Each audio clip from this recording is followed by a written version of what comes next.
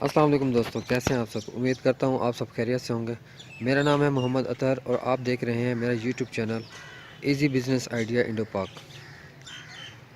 تو آج میں آپ کو دکھانے والا ہوں کہ آپ شیڈ کس طرح بنائیں، لو کاسٹ شیڈ کس طرح بنایا جائے، خاص طور پر وہ لوگ جو شہری علاقوں میں رہتے ہیں وہاں پر یہ شیڈ کس طرح بنایا جائے۔ اس میں چند مین پوائنٹس ہیں جن کا میں نے خیال رکھا ہے اس شیڈ کو بناتے ہوئے۔ نمبر 1، آپ اپنے مائنڈ میں رکھیے گا کہ یہ چھوٹا مال ہے، گوٹ فارمنگ، اسے چھوٹا مال بولتے ہیں، یعنی بکریاں بھیڑیں وغیرہ پالنا۔ اس میں ایک چیز سب سے امپورٹنٹ ہے کہ اس مال کو پالنا اتنا زیادہ مشکل نہیں ہے جتنا اس کی رکھوالی کرنا ہے، اس کی حفاظت کرنا کافی مشکل ہے، کیونکہ چوری چکاری کا ڈر شہری علاقوں میں چاہے وہ دیہات ہوں، تو جو چھوٹا مال ہے اس کی سیکیورٹی وہ سب سے زیادہ امپورٹنٹ ہے اس کے پالنے کی نسبت۔ اب اسی لیے یہ جو میرا پلاٹ تھا ایک پڑا ہوا میرے گھر کے پاس ہی، تو اس کی دیواریں چھوٹی تھیں، میں نے یہ دیواریں بڑی کر دی ہیں اور اس کے اوپر اب میں تار کنڈا یعنی کہ پورا سیکیورٹی کا نظام بنا رہا ہوں۔ میں اوپر خاردار تاریں ڈالوں گا تاکہ اگر میں کسی ٹائم یہاں پہ نہیں بھی ہوں تو میں تھوڑا ریلیکس فیل کروں باہر بھی کہ میرا مال حفاظت میں ہے، ورنہ اس میں ہر ٹائم ایک بندے کا موجود ہونا بھی ضروری ہوتا ہے۔ یہ دیکھیں دیواریں میں نے دوبارہ سے اب اس کو یہ مہنگا بنانے کے بجائے ایک دوم اینٹ ہوتی ہے، اب اس کے ذریعے سے بنا سکتے ہیں۔ اول درجے کی ہوتی ہے اینٹ، دوسری ہوتی ہے دوم درجے کی، وہ تھوڑی نسبتاً سستی پڑ جاتی ہے، اب اس سے بھی یہ دیواریں تعمیر کر سکتے ہیں۔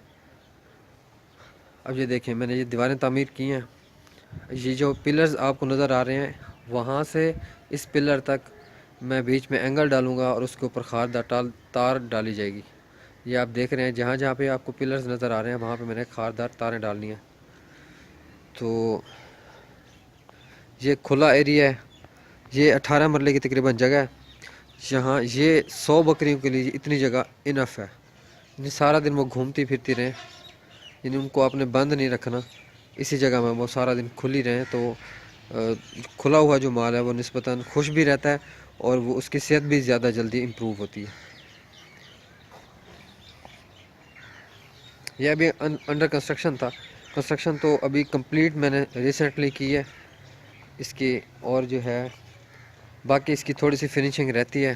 کھرلیاں میں نے آرڈر کی ہوئی ہیں، وہ بھی میں آپ کو دکھاؤں گا، کھرلیاں آرڈر کی ہوئی ہیں وہ بھی آ جائیں گی۔ تو انشاءاللہ ابھی ٹھنڈ کا موسم ہے، جو لوگ نئے فارمرز ہیں جو اپنا کام شروع کرنا چاہتے ہیں ان سے میں کہوں گا کہ ابھی اس موسم میں جنوری اور فروری کو رہنے دیں، مارچ کے اینڈ پہ آپ پرچیزنگ شروع کریں، کیونکہ سردیوں کا موسم گوٹس اور شیپس کے لیے کافی مشکل موسم ہوتا ہے، اس میں وہ بیمار بھی زیادہ جلدی ہوتی ہیں، ان کا ڈیتھ ریٹ میں بھی اضافہ ہو جاتا ہے۔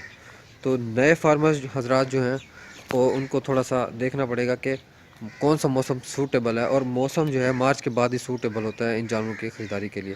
یہ فارم کا میں آپ کو شیڈ کا جو ہے اندر سے ویو دکھاتا ہوں ابھی چل کے، تو یہ لیں ویورز، اس کو بنانے میں میری لاگت جو ہے 2 لاکھ سے تھوڑا اوپر لاگت آئی ہے میری، کیونکہ میں نے مضبوط کام کیا کہ یہ روز روز کام مجھے نہ کرنا پڑے۔ اوپر میں نے سرکی اور بانسیں ڈالی ہیں، ساتھ مجھے گارڈر خریدنے پڑے تھے، 7 گارڈر، تو ان کی مدد سے میں نے یہ شیڈ تعمیر کیا ہے۔ بیچ میں روشنی کے لیے، ہوا کے لیے میں نے اسے سارا کھلا چھوڑ دیا۔ اوپر سے جو ایواپوریشن ہوتی ہے اس کے لیے بھی میں نے اوپر سے یہ جالے رکھے ہیں تاکہ روشنی بھی آتی رہے، اور یہاں سے جو ایواپوریشن ہوتی ہے، بخارات اوپر کو اٹھتے ہیں، وہ یہاں سے آسانی سے نکل جائیں۔ تو آپ میں سے بھی جو بھائی شیڈ تعمیر کرنا چاہتا ہے اپنا، وہ یہ میرا سیٹ اپ دیکھ سکتا ہے کہ میں نے یہ کس طرح سے تعمیر کیا ہے، اسی کو فالو کریں۔ کچھ لوگ جو ہے آپ کو مشورہ دیں گے کہ آپ جو ہے نا بانسوں سے ہی اور سرکی سے ہی خالی بنا لیں، کوئی دیواریں کھڑی کرنے کی ضرورت نہیں ہے۔ کسی حد تک ان کی بات ٹھیک ہے، لیکن میرا یہ ماننا ہے کہ اس میں جو ہے آپ کے پیسے جو ہیں آپ کو ہر دوسرے سال دوبارہ خرچ کرنے پڑیں گے، کیونکہ وہ سیٹ اپ اتنا مضبوط نہیں ہوتا، ہر دوسرے سال پھر آپ اتنے ہی پیسے خرچ کریں گے، اس سے بہتر ہے کہ ایک ہی بار میں آپ اچھا سیٹ اپ بنا لیں۔ بتانا چاہوں گا اس شیڈ کے اندر میں نے یہ تقریباً 6 انچ کے قریب میں نے مٹی ڈالی ہے.